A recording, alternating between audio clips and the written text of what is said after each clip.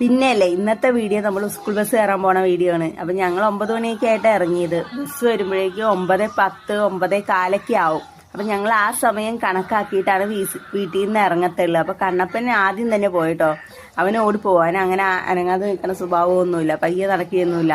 അപ്പൊ ഫ്രണ്ടിലെ അമ്മാമ്മയുണ്ട്, അപ്പൊ അവൻ അമ്മാമ്മയുടെ കൂടെ നടന്ന് പിന്നെ വന്ന് എന്റെ കൈ പിടിച്ചൊക്കെ തൂങ്ങി നടക്കുവാണേ.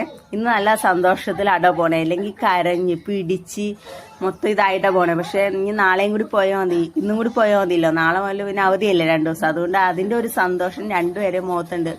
ഇത് ഞങ്ങൾ എളുപ്പത്തിൽ പോണ വഴിയാട്ടോ. ഇതിന്റെ അപ്പുറത്തോട്ട് റോട്ടിൽ കിടക്കാൻ ഒരു ഷോർട്ട് കട്ടാ ഇത്.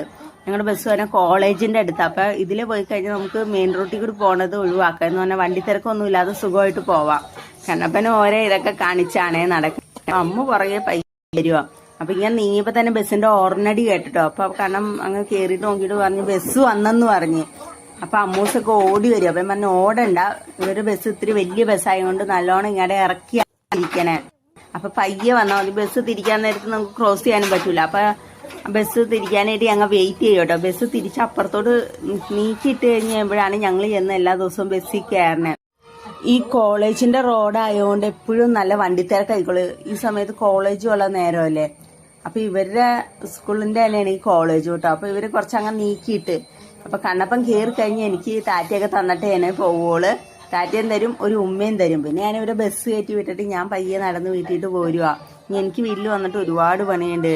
ഇന്ന് ഇച്ചിരി വെയിൽ കാണുന്നുണ്ട്. അപ്പൊ തുണിയൊക്കെ നമുക്ക് ഉണങ്ങാനിടണം. അങ്ങനെ കുറച്ച് പണിയൊക്കെ ഉണ്ട്.